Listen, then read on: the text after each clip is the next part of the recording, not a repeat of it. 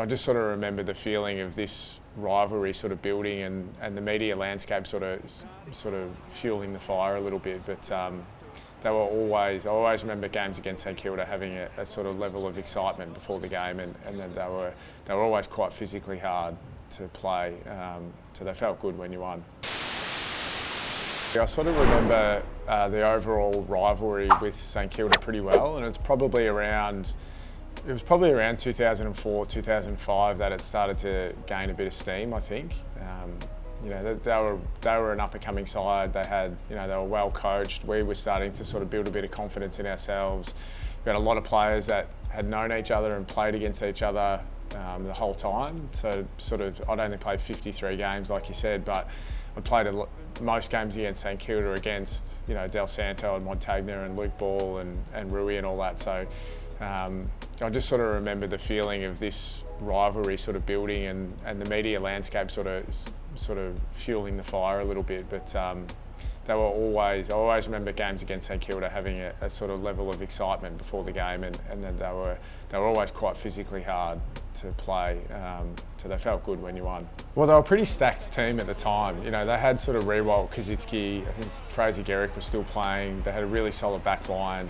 They could definitely run. Like, that's sort of a thing. Even now, St Kilda teams can still really run, so they're hard to beat. But I just remember it was just always a physical game. Sort of maybe St Kilda and us always played a really contested, physical brand of footy. So you knew when you played St Kilda, you had to be up for the fight, and that was always the message from Bomber and Brendan McCartney in particular. Was Mackie used to say, bring your helmets to the game. So you knew you were up for the fight when you had to be up for the fight when you played St Kilda. I reckon any sort of confidence is built just from evidence that you can do it. So wins like that certainly along the journey help, and I know now, being a coach, that when a team has a win like that, you do draw on it in future games and say, remember that time we were in this worst position and we came up and won. And you just build confidence slowly over time. I think that's why footy teams take a while to win. We'd made finals the year before. We were a pretty good team, got beaten by Brisbane. Like, I didn't play, but it was a pretty close game. So you sort of start to, over time, convince yourself and convince the group that what you're doing is right. It's the old sort of trust the process. But wins like that certainly play a big role in your confidence in those moments. With hindsight, that's sort of when it started to happen. We played some good footy in 2002 and 2003, and we all sort of realised that we were able to play this game of footy and play it pretty well, and Bomber drove us pretty hard, and we sort of, over the years, just sort of kept meeting his challenges as he challenged us to be better players and a better team. We sort of just felt like I said before, we just kept doing it little bit by little bit. It wasn't sort of a defining moment, but over the journey, we did spend a lot of time together. We got closer. We played a lot of footy together. So those 16 players would have played like just about every game together in the previous couple of years as well. So, I wouldn't say 2006 really helped us, but it did sort of make us, it was sort of the kick up the backside that we needed a little bit. And that was, maybe if there's one thing that sort of changed the direction of the group, it might have been the whole 06 season where we severely underperformed and the club sort of imploded for a little bit. But there was a bit of daylight out the other side, which was nice. Johnson with the hands, not great. Here's Jones, he's kicked goals in the last 3 weeks. Back to Goddard, the Saints are lining up. Flying shot at goal is it marked on the line or not? McGough's kick was astray and through for a behind. Milburn again involved, attacking play, he's away to half forward, and out in front is Playfair of Maguire, around him easily, but look out, good tackle from Xavier Clark, kick towards full forward, and Brad Ottenshaw, what a remarkable effort that was. Milburn, fantastic knock to advantage. Corey into the leading Kingsley. Chapman, here he goes, Chapman off the right, it comes back, and goes through. Well, he went back to have the kick and Reed still managed to get clear easily, and he needs to convert, and he walks back nonchalantly because he's threaded it straight through. Good at trying to get the football out. Ball in dispute. Milburn Riccardi finding hard for the Cats, but St Kilda are up to it, and we'll get a bounce just the attacking side of the wing for the Cats. And Rob, we mentioned early on, I just think St Kilda's tackling has been outstanding today. No, I don't think the umpires have been that bad until now, but that one is through the middle, and Brett Voss makes the most of it. Chapman slipped the tackle, gave it to Kelly, into the square.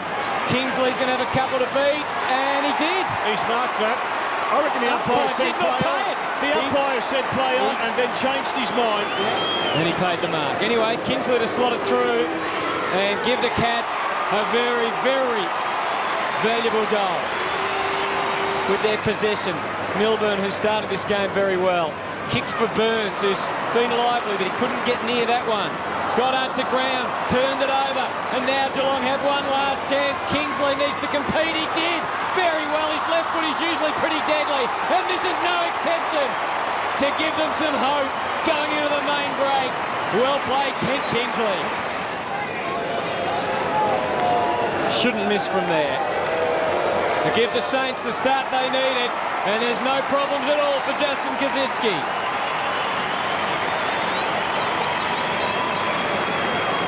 The direction of Fiora, who has to go back through the traffic and took them on and should be penalised and is. So Geelong free kick, advantage paid to Enright. He runs to 30 and squeezes it home. The Cats get one back. Four Saints, they all left it behind. Ablett didn't. Burns, he will burn if he gets the chance. Milburn, it's an open square, centres it. Great kick. Stephen King should mark, and he does. It was like he was plucking grapes from the vine then, Stephen King. I reckon he was singing to himself, Stephen King. He's got the short pass. Oh, and it's over to Henry Playfair, over the top. And Kingsley will kick a goal. Oh, they did it hard, They but they've got it through. Wanting a free, couldn't get one. Back to Milburn, back to Bartel. Can he conjure something? Oh, well-placed kick to Thurley. If he gets this, it's 3 goals each for the quarter. And I would think that Geelong have to be within 3 goals at three-quarter time Never in to doubt, have a chance. No, good on him. First goal in AFL. There's your man, Wolsey. Well, as I said, he doesn't miss much, umpire Goldspink. So you've got to respect his opinion, Hutto. Indeed. So Jimmy Bartel here, a big opportunity. He must kick this. Bring the margin back to 13 points. From 30 metres, he pops it through.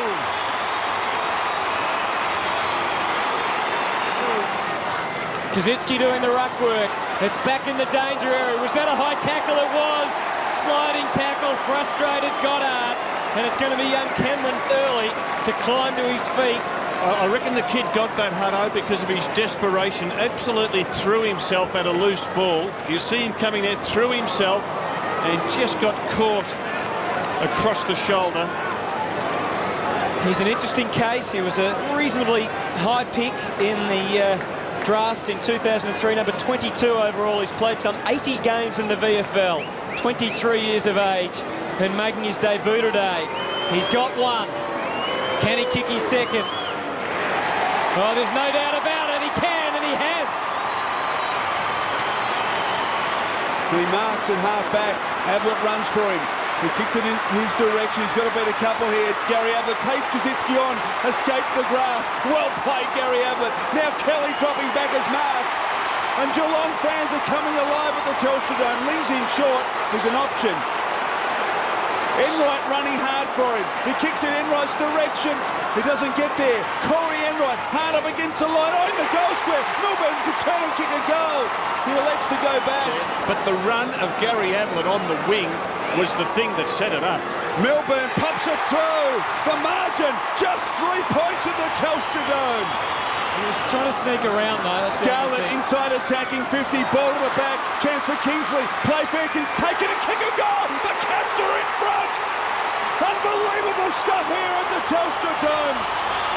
Geelong have kicked 3 goals in this final term. The last 2 of the third quarter, and they're in front.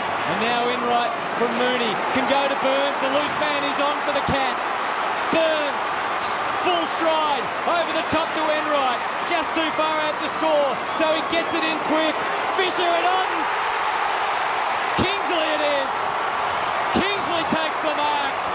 Geelong player in the midfield, young Shannon Burns. His quickness and freshness is standing out. And you can mark that one down, Rob. It's right through the middle.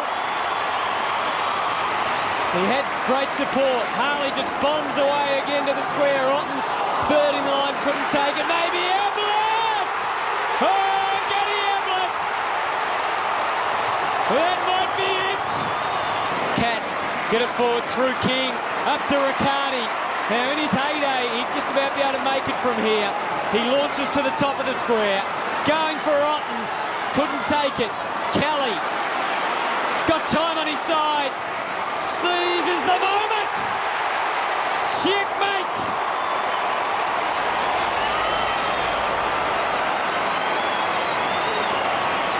Oh yeah, I remember the goal. Yeah, I didn't kick many, so they all they all felt pretty good. But yeah, you sent me the video I was watching. I was actually I think that was the beginning of the end for my hair. So yeah, disappointing to have this now, but no, like, you know, all of those things, any way you can contribute to a team win is always feels good, but yeah, it was nice. The game at Marvel always makes me think of the other big game we had against St Kilda in 2009 when Michael Gardner took that mark late, and that and the grand final in 2009 were two of the hardest games of footy I reckon I ever played in, but yeah, how that rivalry's been able to continue over such a long period of time is pretty amazing, and I'm sure there's people around both clubs that, you know, sort of stir it up a little bit leading into the week, like making a video about it. But, you know, St Kilda have just always been a competitive team and always, like I said before, play a really contested, hard brand of footy, and it makes for good football and good watching. So, yeah, hopefully everyone enjoys the round 2 game.